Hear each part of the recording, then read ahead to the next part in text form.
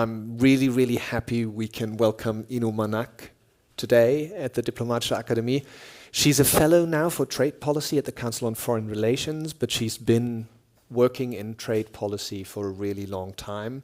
Before that, she worked at Cato, and before that, at the Graduate Institute in Geneva.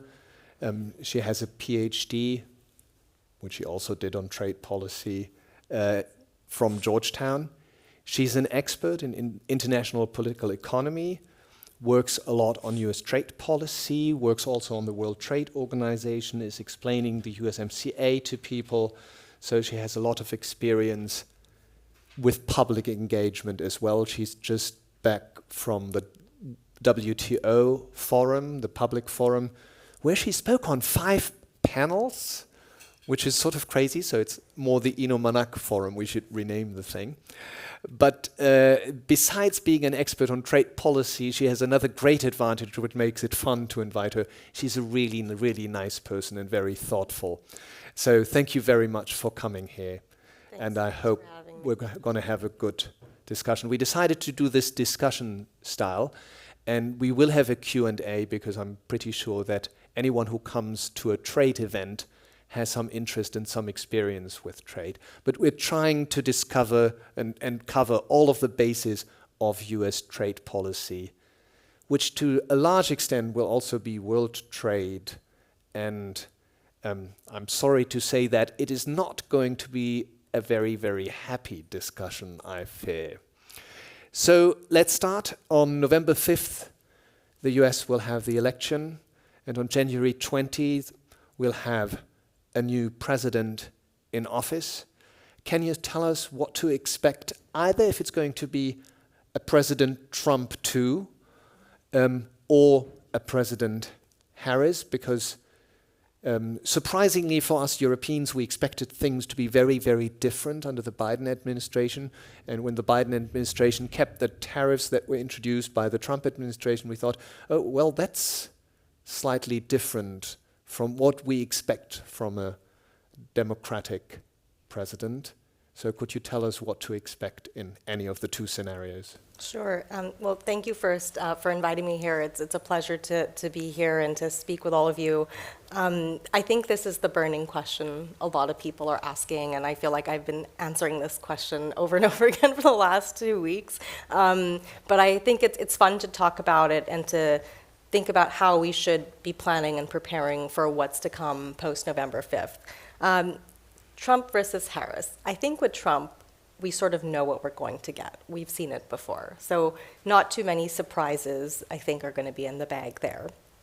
What we will likely see is a lot more aggressive unilateralism. We saw that in his first term. It's going to be ramped up quite significantly in his second term. He sees foreign policy as very transactional, whether it's on trade or any other issue. So I think this will affect not only how he approaches foreign economic policy, but how he'll look at issues in broader foreign policy debates like NATO and Ukraine. So the consequences will be quite large. And then unpredictability. We saw this a lot. So for us in Washington, one of the most stressful things about the Trump administration was that we'd all go to bed on Friday night thinking, okay, I'm gonna go enjoy my weekend now, it's gonna be great. And we wake up on Saturday morning to a barrage of tweets announcing all these new policies, and then we'd spend the whole weekend trying to figure out what random statute he was mentioning or how this would be legal for him to do, and by Monday, he would drop it. And this was pretty much the entire 4 years. So it was really exhausting. None of us had weekends. We learned a lot about obscure laws, but it was really unpredictable. And that unpredictability was really challenging, not just for us policy wonks who lost a lot of sleep, but for our allies who didn't really know what to expect. So I think for the Trump administration, we're going to see more of that again if he comes back in 2.0. For Harris, it's going to be interesting, I think, to see what she would develop as her overall approach. She is relatively unknown in many ways in the United States. I think people are starting to get to know her as she's doing a lot more public engagement. I think that she has fairly extensive foreign policy knowledge and experience, and I think that's a really important characteristic for her to bring to the table. It's not really clear at this moment to what extent she's going to carve out her own space. separate from Biden. And that's where I think we're starting to see maybe some elements of that show in some of the things that she's saying, but she's being really careful. Obviously, you want to be cautious in the election. Biden's still president, so she's sort of supporting a lot of his policies still, as she was during her vice presidency. On trade, she hasn't said very much, other than she's going to be tough on China, but everyone in America is going to be tough on China, so I think that's the bottom line there. But I think right now, a lot's unknown. What we do know is that a second Trump administration is going to be far more effective in the sense that the people who were advising him know what to do the second time around. So I think they're going to come out of the gate with ideas and get ready to move. A Harris administration, we have to see who she holds over from the Biden administration. Some cabinet officials may stay, others may go, and that's really going to shape a lot of the way that she deals with big foreign policy issues. So I watched the debate, which was not a lot of fun to do, I confess, and the trade never or rarely features in these debates, but it was mentioned to some extent, but it was mentioned in very, very weird ways. Harris criticized a Trump sales tax, which normally I wouldn't mention in a trade debate, but we're getting there. And Trump said that he's going to impose a 10% across-the-board tariff on everything coming into the country, which I suppose is this sales tax. And that will mean that countries finally pay back America. Now, to some extent, both of these statements are extremely weird. The only real point is the 10% tariff, which seems like something that Trump would do. Right. But let's maybe start with this weirdness. Why do they speak about trade in a manner that, for experts, it's hard to understand what they're actually talking about? Like, when I heard her attack a sales tax, I wasn't sure whether she was attacking Trump's 10% tariff. What's the point of that? And what's the point of other countries are going to pay us back? Does he actually believe that? Or is this just that rhetoric for election is becoming increasingly strange and incomprehensible because they've tested this with target audiences? Yeah, it's really interesting because, trade, the discussions in Washington are really bizarre, I would say, and you probably picked up on this. But trade has become really toxic in Washington. We don't talk about trade in the same way that we used to, simply because I think Trump seized upon an opportunity to really use trade as the piñata to hit and blame for everything that was happening in the United States that maybe people were unhappy with. And it was really driven not really by sort of the economic grievances and challenges people may have faced in sort of adjusting to a new globalized economy. We've been in it for a while. But a lot of it was based on a lot of xenophobia. And I think that has perpetuated some of the narratives that he's talked about, and sort of other countries are cheating us, China's eating our lunch, we can't compete because foreigners are taking our jobs. I think that's a lot of what has propelled that narrative forward. And for Vice President Harris, it's challenging to come up and push back against that, just because that narrative has taken on such a strong hold. So when she says things like, Trump wants to put a national sales tax on all of you, she's not directly addressing the tariffs or calling it that. She's not saying, I'm against tariffs. She's saying, I'm against Trump's policy proposal, which would raise prices on you at home, which is kind of saying the same thing, but saying it in a way that's understandable to the average American who's watching the news and saying, yeah, sales tax is really bad. So is it correct to say that tariffs in the narrative are a good thing because they protect American producers, whereas taxes are a bad thing because they raise prices? So if you want to attack tariffs, you just call them taxes. Exactly. Americans don't like paying taxes, so you call it a tax, and all of a sudden people are really unhappy about it. I think that's pretty much the bottom line there. But when you're looking at the tariff issue too, if you look at polling, it's really fascinating. You ask Americans about whether they support trade, and they think trade benefits them. They say it does. But when you ask them about applying tariffs, and you say, would you support tariffs if your party imposed them? People say yes. And would you support tariffs if the other party imposed them? People usually say no. And so a lot of it is partisanship too, and I think that's a lot of what's driving Trump's narrative. He's just amplifying what he already did. That helped him win against Hillary Clinton, and so that's sort of the thing that I think he's banking on for his re-election campaign. But I think Vice President Harris probably did the best that she could in terms of addressing this, and probably was good for her to flip the narrative on its head a bit and talk about it in terms of a tax instead of a tariff. I fear this question is going to go nowhere but I have to ask it. Do we know any specifics of Trump's 10% proposal, in the sense of, is he going to abide by the USMCA? Is he going to make exceptions? Or is it really 10% across the board? And if it is the latter, what's the effect of that on the US economy? Well, so he hasn't gotten into any specifics, but I think we generally know what to expect based on how he's done this before. I would imagine it would be a flat across-the-board tariffs, but what he loves to do is to use tariffs as negotiating leverage. And so you'll say, okay, we're going to apply this tariff, and now everyone's going to have to come to us and negotiate exemptions. And so there'll be bilateral exemptions. Usually with Canada and Mexico, you can negotiate with them together because of USMCA.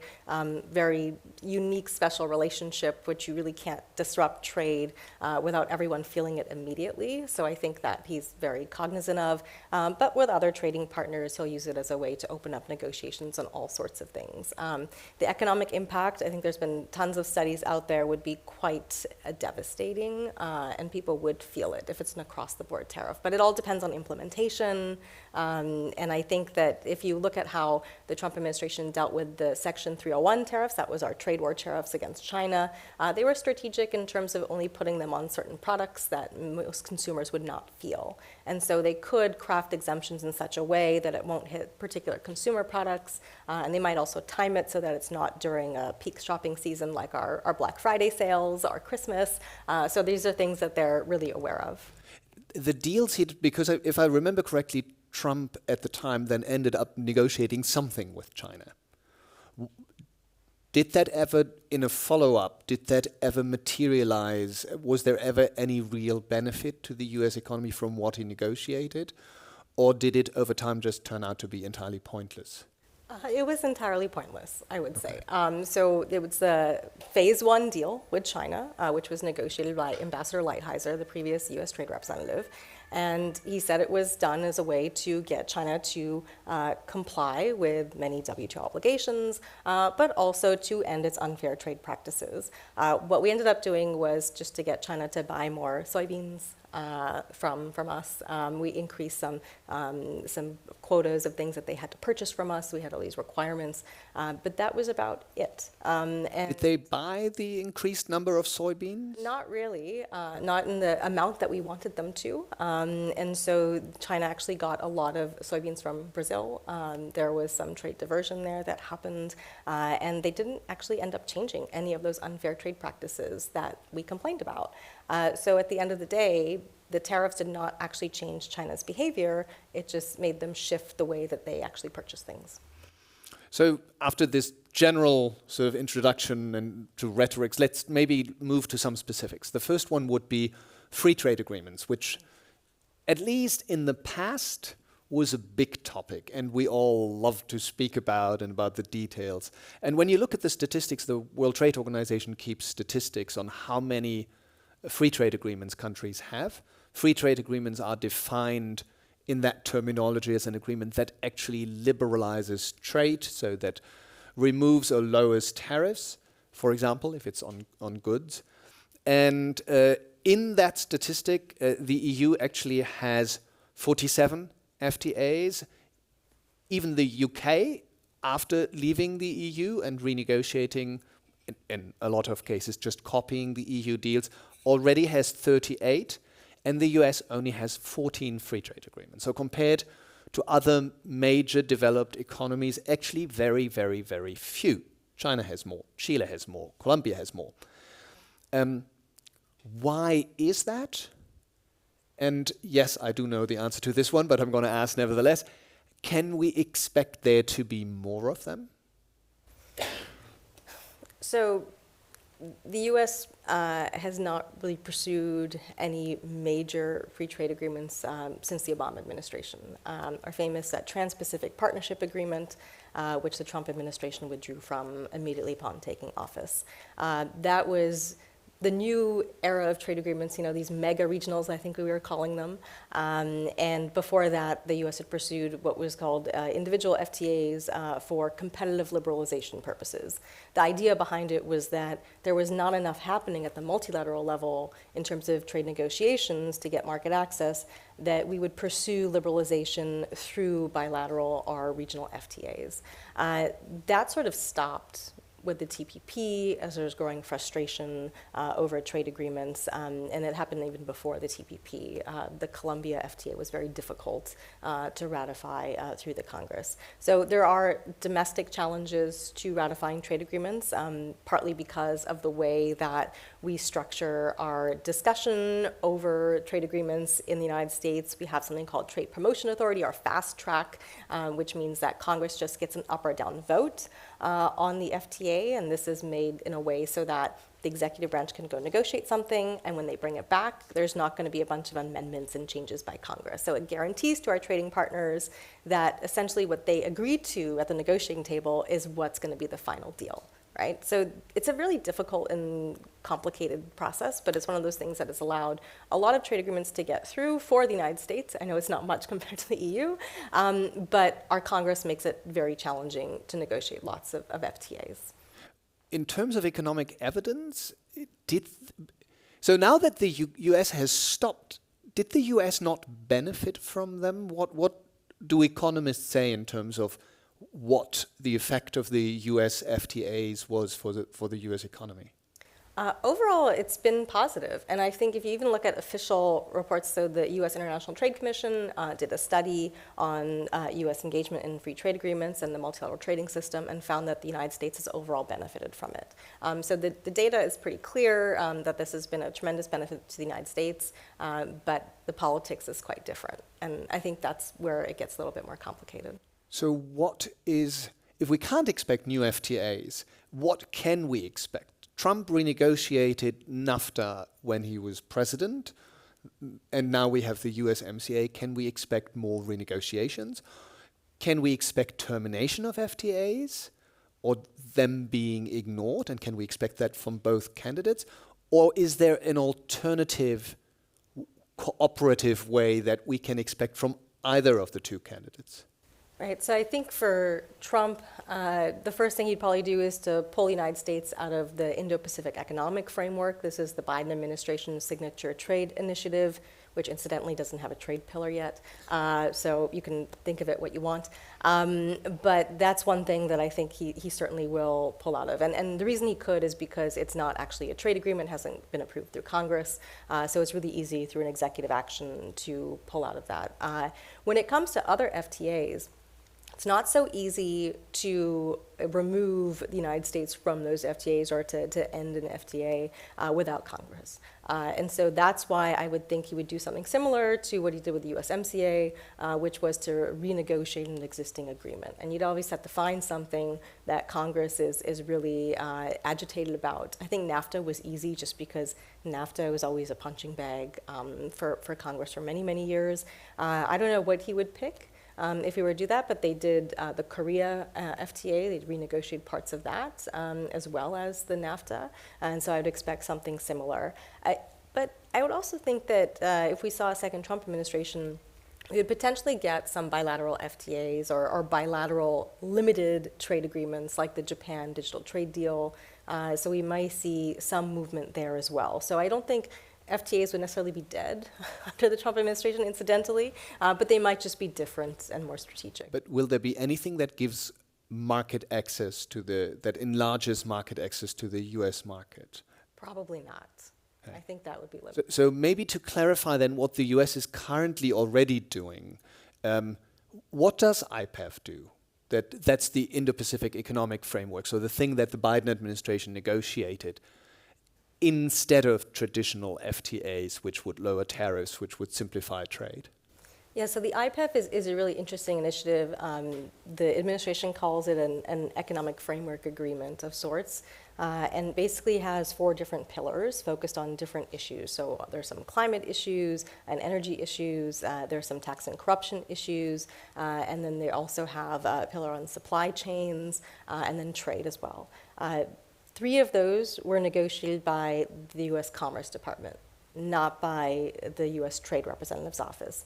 The U.S. Trade Representative's Office was only responsible for the trade pillar, which fell apart at the 11th hour, and they still haven't picked up the negotiations, so they said that they are working on it. So we'll see if anything comes out this year.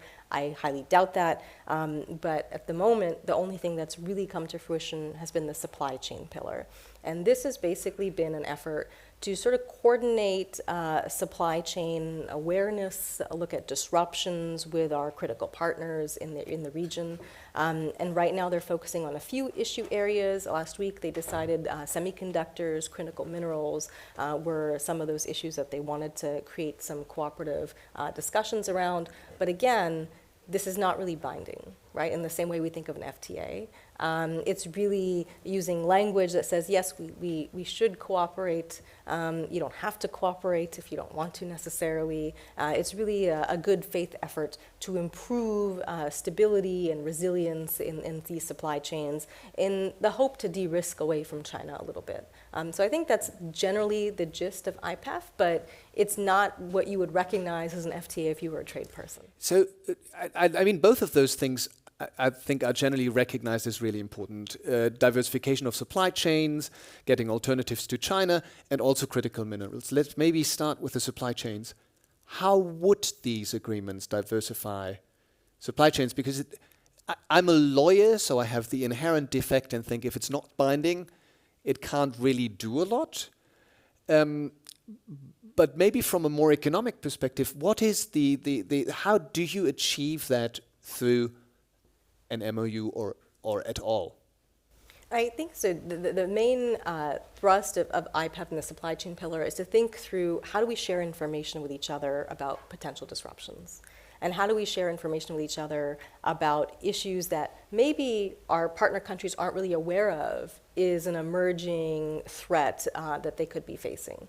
So I think that's the idea, to say, let's create like a crisis supply network and alert each other when there may be critical shortages, or there may be legislation coming down in a country of potential concern, which could be blocking the export of certain products, and then we can alert each other about that and coordinate on that front. Sort of like what we probably should have done when the COVID-19 pandemic hit, was to create a way to talk to each other about supply chain shortages and figure out how to cooperate on bringing those supplies where it's needed best. So we're kind of coming late at this now, but doing it in a more limited fashion through these 14 partner countries. So in a way, it's not changing the economic incentives for the market players. It's not that a company would say, oh, now it's really worthwhile to diversify, but it gives them more data so that if they are looking for partners and had trouble finding someone, it would be easier for them to say, oh, look, there's a producer in Vietnam who does that, so we do have an alternative. Is that correct? Yeah, exactly. And it's sort of building a relationship with the private sector and the public sector to understand what those gaps are. Now, one could say maybe the private sector is doing it just fine and we should just let them keep doing what they're doing. I think there's a lot of arguments been made that we don't need to have some of these supply chain monitoring. Perhaps there are certain critical areas where we do need that, areas where have a specific national security interest, like in semiconductors. So I think that there are particular areas where we may need that level of cooperation with the government and the private sector. But again, for the private sector, there are challenges too, because they'd have to share a lot of proprietary information.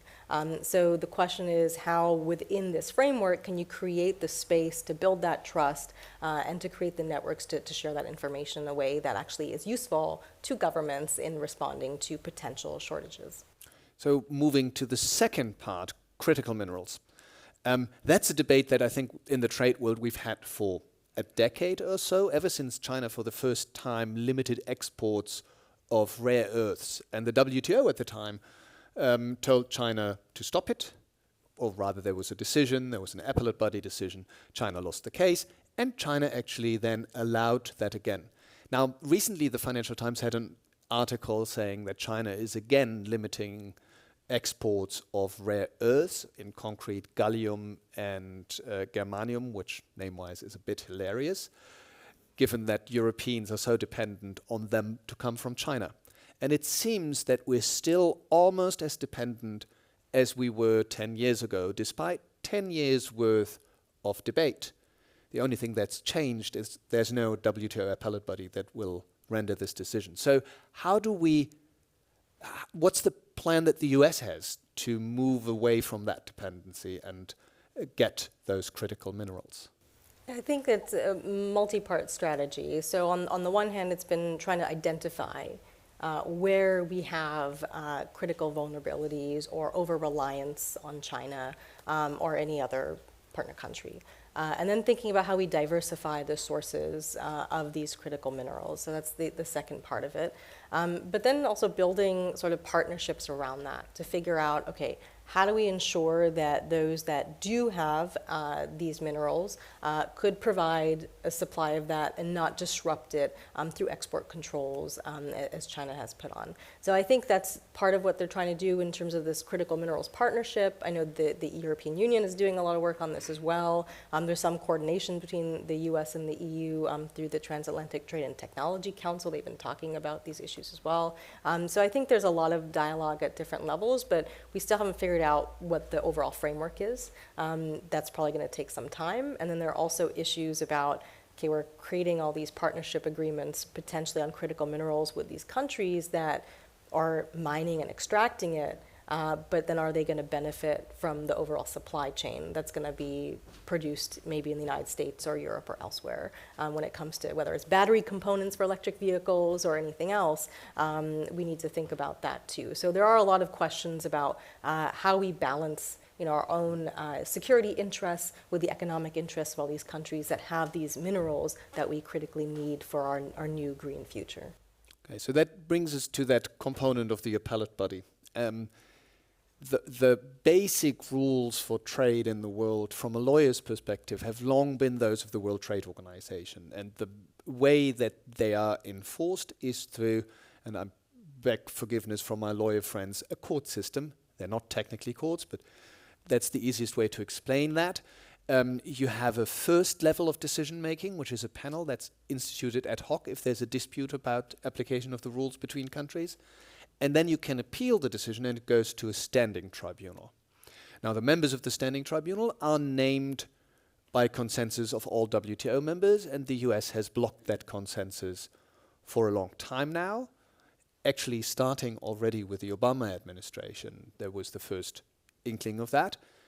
And now the appellate body is gone, with the legal effect that if you are a country that says another country is violating WTO law, you can go to dispute settlement, you can get a panel report, and then that panel report can be appealed by the loser to a non-existing appellate body, so it goes away. It never becomes binding.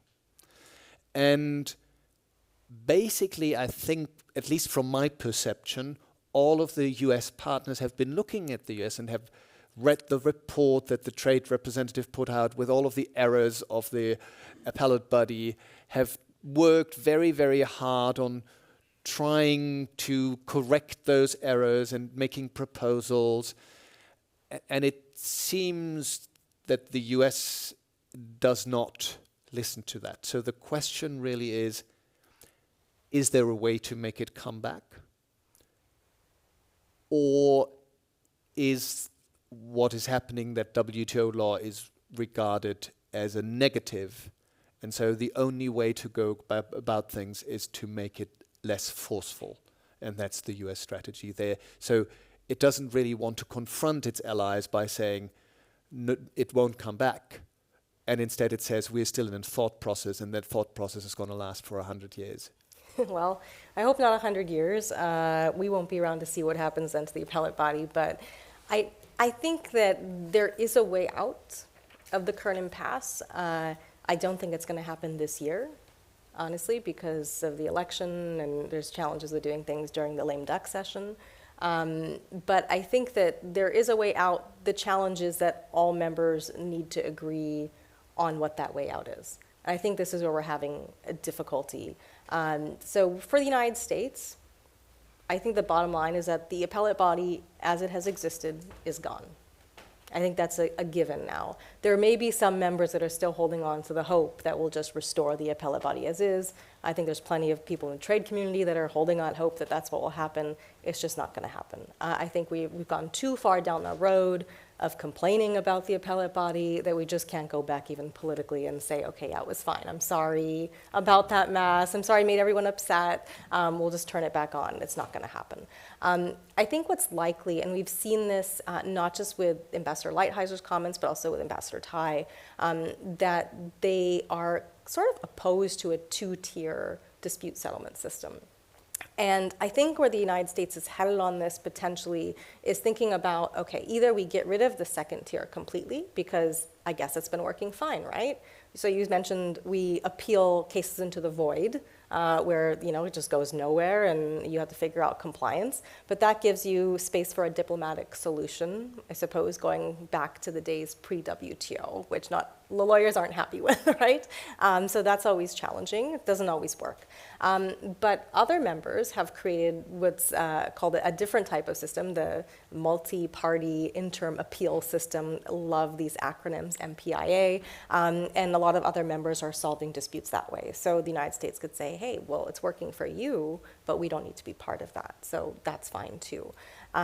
We may also potentially see, if members find a compromise, is a more limited function for appeals. To say you don't need an appeal essentially in all cases, or there may be some cases in where appeal is just not allowed. And it may be the compromise that we come up with in the end that saves the appellate body in some form, but we're not going to have it exactly as it existed before. And this is now one of my pet theories, isn't the real problem the substantive law? In the sense that at least a lot of times when you're in discussion with Americans, they said the basic deal that we thought we had with the WTO was we have very, very low tariffs. And indeed, the US tariffs are, if you look at the statistics, quite low. And then whenever there's a problem, and we feel there's a problem, it's quite easy to take a measure to raise the tariffs. And those measures traditionally are either subsidy-based, referred to as CVDs, or they're dumping-based, or they're safeguards. And what the appellate body did, in my way legally not incorrectly, but annoyingly, and in fact some negotiators that are not American would agree with that, unexpectedly, is make it more difficult to impose these measures. So the US feels that if there's behavior that they regard as harmful, it should be easy to just raise the tariffs. They cannot do that. So the low tariffs become a problem. And this is dramatized then when China acceded to the WTO in 2001, that now the problem becomes rampant.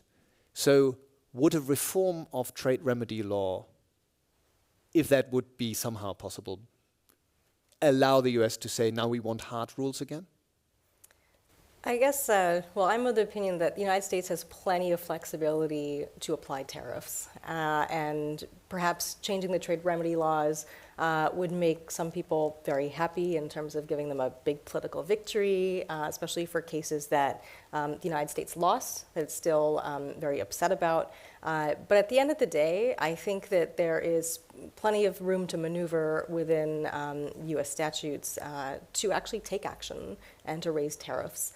We've already seen that for the last 8 years. So I think that, at the end of the day, maybe it seems like a technical solution, but it's not going to stop the United States doing whatever it wants to do anyways. So that's maybe a question. Did the US then discuss the WTO legality? Was that a discussion that the political level was at all interested in? Or was it just who cares? Well, I think that there's a lot of layers to that, So I think that there has been an open discussion about the legality of what measures the United States has taken, and also about WTO rulings in the past. I think there are a lot of positive critiques that probably are right about the way the WTO is perhaps overinterpreted or taken too much liberty interpreting the rules. I think there's a valid argument to be made that perhaps, the WTO should not rely on precedent, or that they should cite things differently. So I think there are challenges, and you know this debate far well than I do, that there are legitimate complaints that I think have been hashed out, and yet there is not yet that space for compromise. And as you mentioned, China being the big concern here, right? Because the rules-based system was not really crafted to deal with a non-market economy. And we had thought, I think, in the United States that China would eventually open up, that eventually meet the criteria and requirements of its accession protocol to the WTO, and it hasn't quite done that. And so I think a lot of the frustration at some of the aspects of the Appellate Body and other parts of I'm is that China certainly has not lived up to what it said it would, and that's made it a bad deal for the United States and others. So, I'm sure that debate is one you've had on a daily basis ad nauseum, but we have to face China to some extent. Almost all trade debates eventually drift to China. What is it that's going on? Is it fear of losing hegemony? Is that part of it? Or is it the non-market economy basis? But to some extent, the reality is that the human rights rhetorics we always had when we said every human being counts the same. And if China is even remotely a fraction as successful as the US would be, it would still be economically more successful than the US as a total, because it's just so large and so much larger than the US. What is the fear here that the US wants to counter? The political system, the hegemony, or is it everything, like the whole bundle? Well, it's probably the whole bundle, but depends on who you're talking to, what they're going to emphasize, right? But I think that generally speaking, right now, the focus has been on the economics of it. And this fear of US decline vis-a-vis China's rise. And if you look at all the major speeches that have been given by significant security advisors and other advisors in both the Trump and the Biden administration, they do paint a picture of the United States declining against China, and that we're losing some sort of competition, and that the rules are unfairly stacked against us. And so I think that narrative is very dominant throughout. It's the common thread between the Trump and the Biden administrations, and it's sort of been the force that's moved a lot of the policies towards China. And I think that if you look at some of the challenges that we're facing, I think, the economic side of it, there are some valid concerns, right? There's the overcapacity issue, and everyone's dealing with the challenges faced by China's overcapacity, mass state subsidies going to state champions and other industries that are affecting production in both North America and in Europe and elsewhere. So I think that's a concern that a lot of countries have, not just the United States. The subsidies are not transparent. China doesn't report everything. So one of the reasons we want to bring them into the WTO was to say, okay, we have this transparency mechanism. You report and notify all these measures you're taking that are trade restrictive, and China doesn't necessarily report all of those. So one issue is, how do we make that better, and how do we compel or incentivize China to be a better actor when it comes to using the rules-based trading system? But I think that overall, there is some underlying truth to some of the fears, although I think the fear is generally overblown. China's not going to outcompete us, I think, in the long run. Yeah, that would be my next question. One of the things that I always find rather weird in this discussion is that everything that we learned about economics, too many subsidies, not a good thing, competition is a good thing, if the state picking a champion, not a good thing, somehow don't seem to apply to China. And somehow our response to China seems to be to change our own ideology. In the past, we wouldn't allow a champion. We would say, no, there's no champions. Competition is the way to go. As soon as there is a champion, we would have to cut it into pieces. Now we subsidize across the board.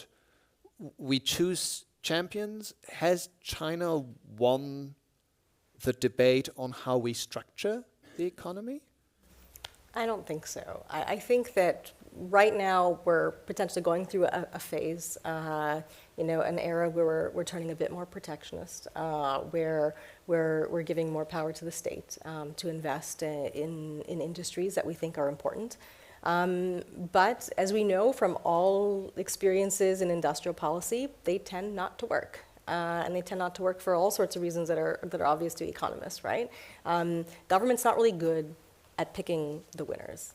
Actually pretty bad at doing that. And historically that's been proven true. We tend not to be very good at directing the money in the right places or keeping track of what's going on, how it's being spent, that it's actually meeting the specific objective that we set out to.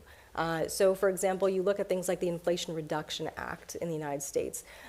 This legislation has been pitched as not only improving our fight against climate change, but it's also going to counter China's aggressive behavior and sort of overtaking the green energy market.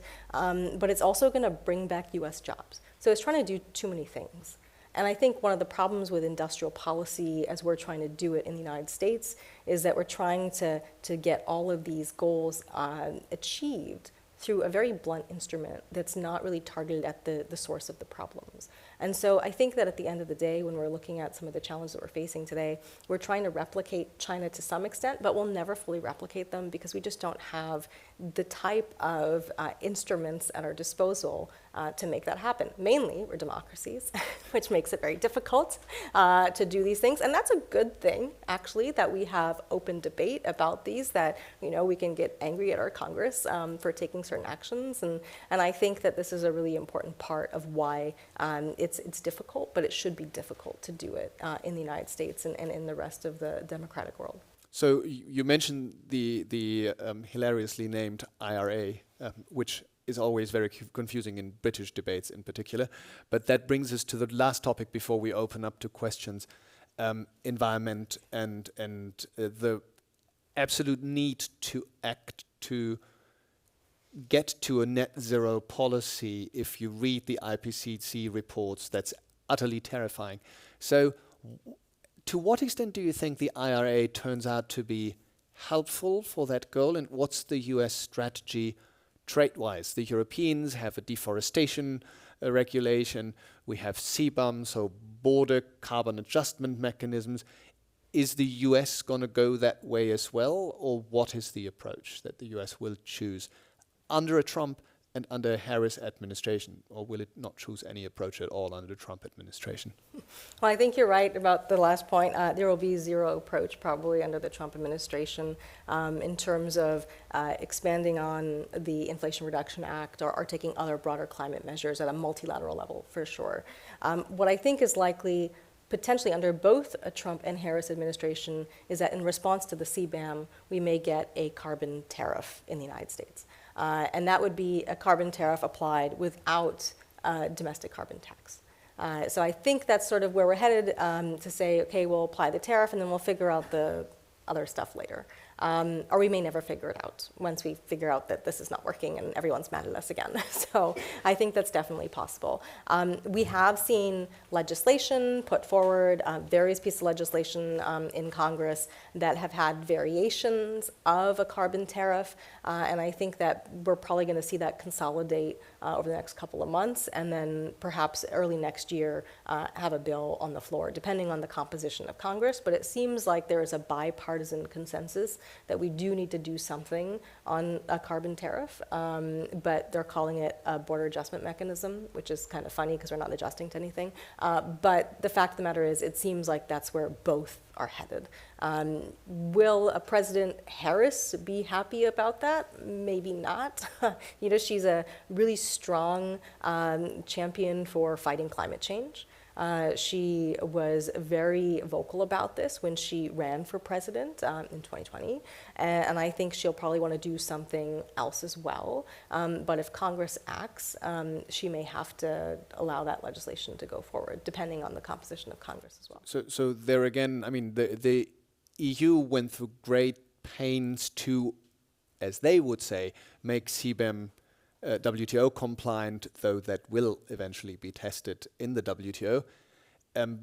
A carbon border adjustment mechanism without a domestic one, that seems blatantly on the face of it legally more problematic under WTO law. Would anyone care, or would that argument stop that measure from being implemented? I don't think it would stop that measure from being implemented, just as much as the provisions in the Inflation Reduction Act that discriminated against our trading partners went through without anyone really saying anything. That, oh no, don't do it, it's not WTO compliant. That's not really something you hear in Congress anymore. It's not that no one cares, it's just that this is just not the top priority anymore. But perhaps that will change over time, and we'll see what happens if we do have a Harris administration. She was a prosecutor, clearly cares about the rule of law. So this may be something that would be influential in her thinking on this at a global level and what's needed. So I do think that there is potentially some glimmer of hope that we'll eventually get this right, especially on the carbon border adjustment. But it's something that, in the US, when you pass legislation through Congress, you kind of do something and you figure it out later and fix it through regulation or some other interpretation to the agencies. So I think it's going to take some time for us to figure this out. So quick follow-up on the IRA. Was the IRA problem fixed? Because I do remember that there was this debate of making others benefit if there's a free trade agreement, and then having a definition of free trade agreement that is so loose that all allies fall under that definition through some act of magic. Did that materialize? So in part it did materialize. So we do have some clarifications that were made by the Department of Treasury that allowed for some vehicles to qualify for the tax credit that was part of the Inflation Reduction Act from our trading partners that are not FTA partners like the EU, and that's through leased vehicles that we're allowing people to purchase. But overall, it has not been fixed because we were supposed to negotiate a global steel arrangement with the European Union. That fell apart as well. Would that have counted as an FTA? Maybe our carbon club, at least. But we were also supposed to negotiate a critical minerals deal with the EU that also has not been concluded. So there is questions about whether that would count if we ever got that done. So I think there is still a lot of space to try to sort out the challenges that were put forward by the IRA, but it's going to be difficult because essentially the way it's crafted, it's not only excluded to FTA partners, but you have a ratcheting up mechanism where the content of the batteries that go into the electric vehicles have to be increasingly from North American content. And that's going to be very, very difficult.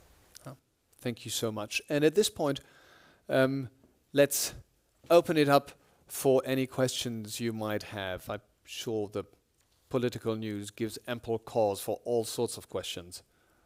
The car batteries having to be domestically produced in the U.S., and is one of the problems sourcing the materials? The U.S. doesn't provide them?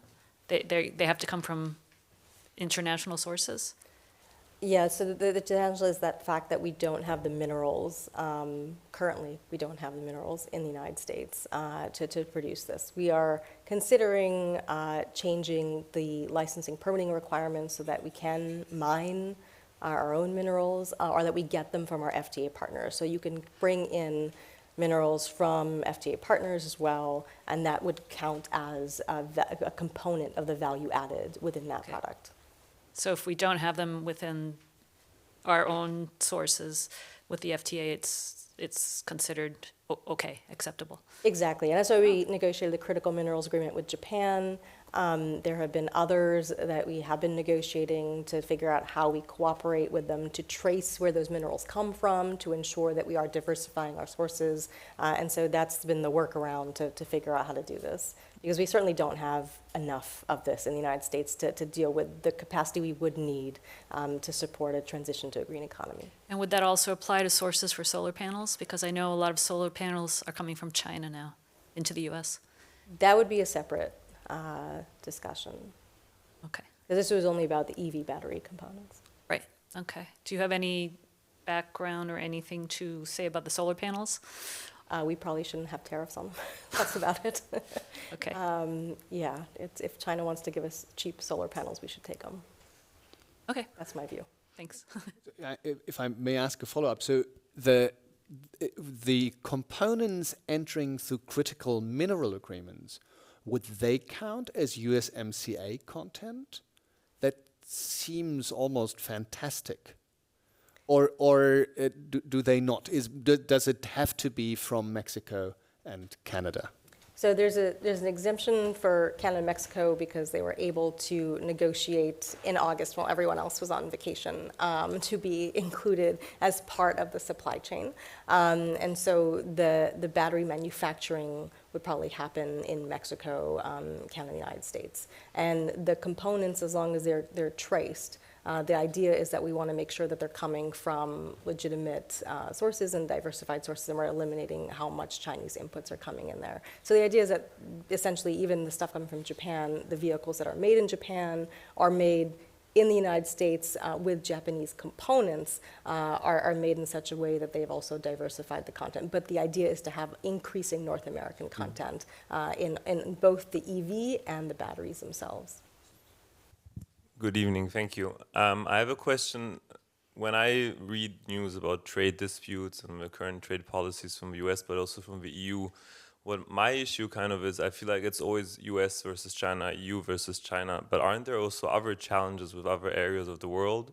If we think about Africa, other developing areas, which are kind of put to the side right now, and which maybe turn out to be a problem in the future. I feel like the discussions are always one-sided into one direction, understandably, of course, given the current circumstances. But maybe you can shine light on these areas as well. Thank you. Yeah, absolutely. That's a great question. And I do think that we have become, especially in the United States, very obsessed with China. I think that if you talk about any trade issue, that's the first question that comes up is, what's the role of China in all of this?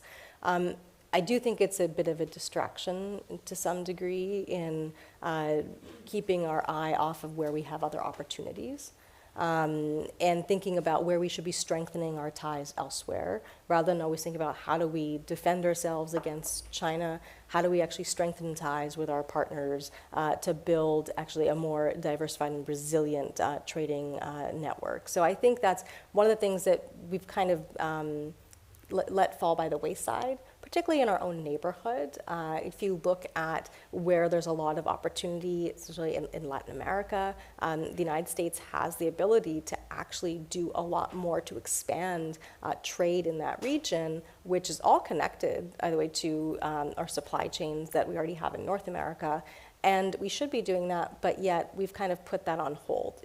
So we put all this emphasis on the IPEF in the Indo-Pacific. Canada and Mexico, by the way, aren't part of that, which is very odd because they are Pacific nations, and they're part of the TPP.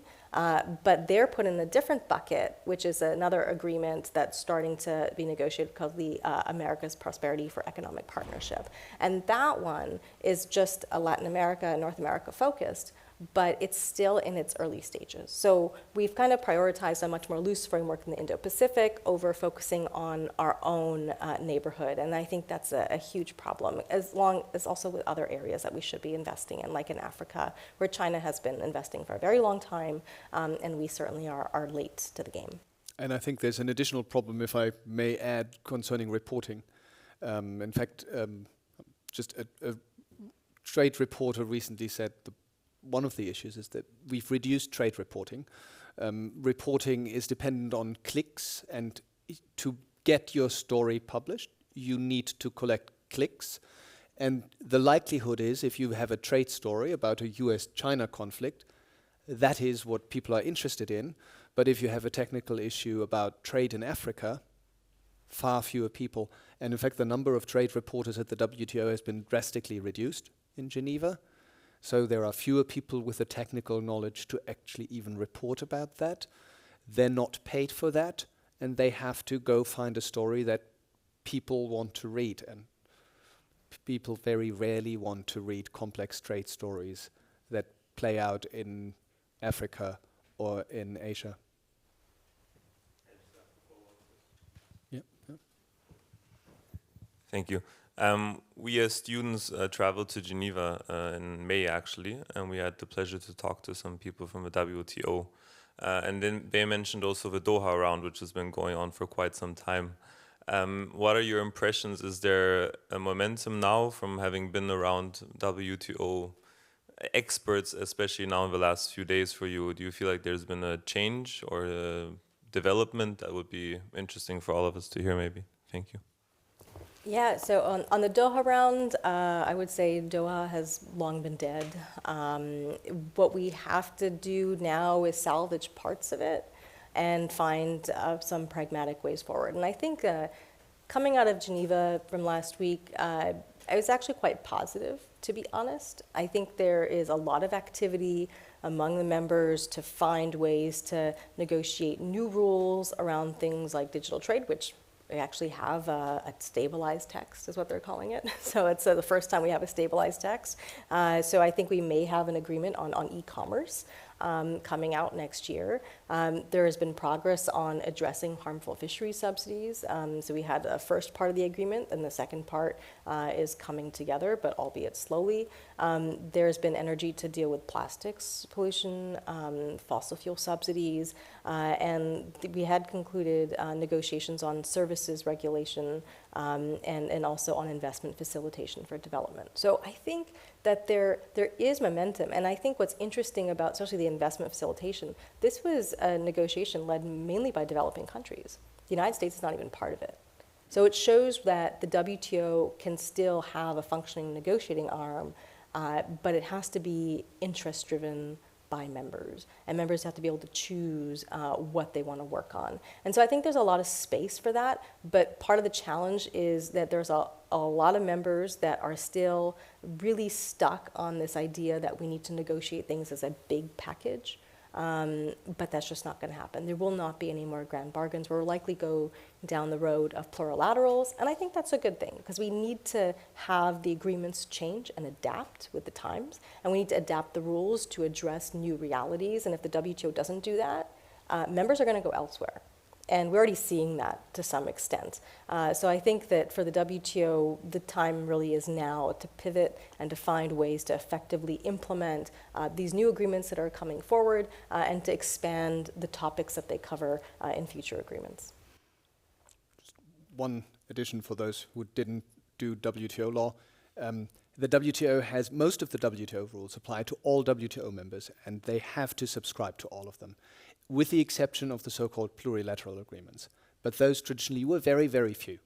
And it's very hard to conclude a new one because traditionally the WTO decides by consensus. So you have to at least decide by consensus that you have an agreement that doesn't apply to everyone.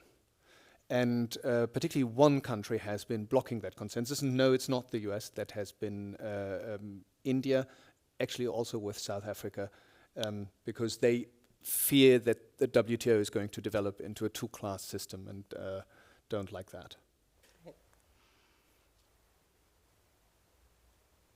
Are there any further questions? I can Absolutely. ask a question. Yeah, because from Europe we always look at US trade policy as highly partisan, with Trump also rightly framed always as a protectionist, and then now we're back to multilateralism and like this experience of international cooperation. You talked a lot about the difficult polity arrangements with US Senate ratification of trade deals, which makes sense why we haven't seen an accession to CPTPP or something like that. But a lot of these Trump tariffs and executive orders that impede trade haven't been repealed under Biden, and why is it not politically opportune to do so when that more likely fits the narrative of we're going back to the negotiating table? Yeah, no, great question. So I actually have a book that I'm working on that explains this, which will be out hopefully in a couple of years. But my basic thesis is that we essentially have a bipartisan consensus for protectionism, that we haven't actually shifted towards a more internationalist stance under a Biden administration, that we've seen tremendous continuity on trade policy. Part of that being a misdiagnosis of why Trump won.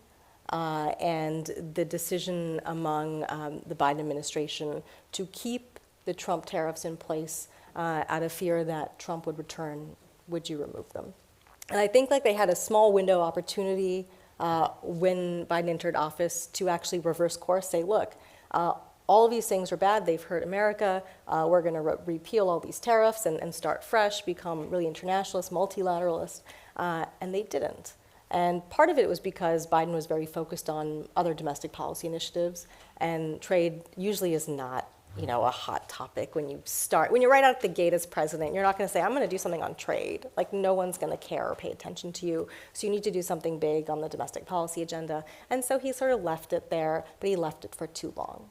And by the time it came to dealing with trade issues, it was a little too late. So you can't really do a policy reversal. And I think that's exactly why you see Vice President Harris talking about tariffs in a way that's quite careful. And she's not out there criticizing the Biden administration for what they've done, although at the same time she's criticizing Trump for the policies that she's helped continue. So it's really one of those difficult areas that we're trying to navigate right now in the United States, and I think we're going to be stuck in this odd, awkward moment for quite some time. Let's maybe, okay. We'll get to you both. Just to follow up, thank you for the great insights. Trump has, I think he's now 79 or something, and J.D. Vance is quite young. So the next generation in the GOP, in the Democratic Party, could you see some positive change? So a different attitude, or is it just locked in? Great question. I wish I knew the answer to that. Unfortunately, I'm not quite sure. But it really may depend on what happens in this election. So if Trump loses, will it be a hit to the mega movement that he started? Yes. Will it stamp it out? I don't think so. The question is, how does the Republican Party sort of transform itself again if it wants to? And how does it bring in the never-Trumpers back into the fold in a way that you can have a Republican Party as we've seen before? I don't think we're going to get to the point where it's going to just automatically snap back to the Republican Party of old. So we're not going to have, you know, exactly. Like, I don't think we're going to get that right away, but it will take some time. And I think that if Trump loses, the chances of that happening sooner are much higher. So I do think there's a change. And with J.D. Vance, you know, he's tied himself to Trump very firmly now. So if he loses now, I think that it's going to be very challenging for him to try to come back into the regular discussions in the Republican Party again, because he's pretty much embraced Trumpism at this point. My question is this. It's November 6th. We have a new administration, and all of a sudden your phone rings, and you are being called in to be the new Commerce Secretary or the new U.S. Trade Representative, and the administration asks you, Inu, what do we need to do? What is the perfect trade policy for the United States moving forward? What would you advise? Well, first of all, that would never happen because they're not going to like what I have to say. You know, there's a lot there's a big laundry list. I would say the first thing is we need to talk sensibly about trade again. We need to change the narrative. And I think that the narrative in the last 8 years has been very negative. And negative in a way that's not even true to the data. So you look at what J.D. Vance said the other day about tariffs being very positive because they bring back manufacturing to the United States. They punish those that are outsourcing. I mean, that's flat out wrong. And we know this because if you look at the data, you also know that more than 50% actually of what we import are intermediate goods. And those are things that we use to produce things and sell to the rest of the world.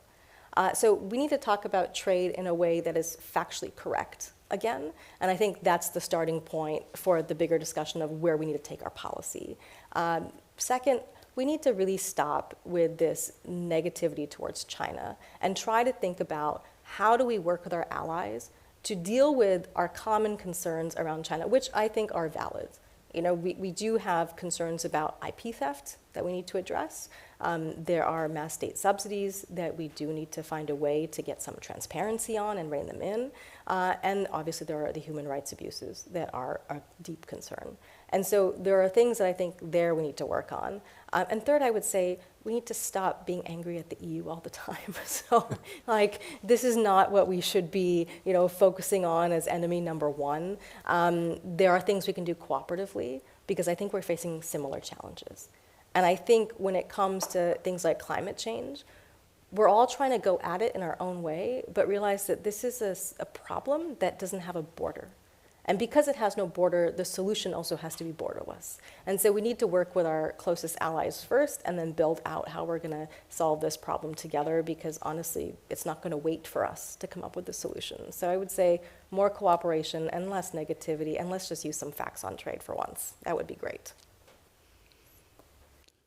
I think that was the perfect ending to the whole debate, although I now want you as USTR. Thank you so much. Thank you so much for agreeing to come. Thank you so much for the great questions. And that concludes the event. Thank you. Thank you so much.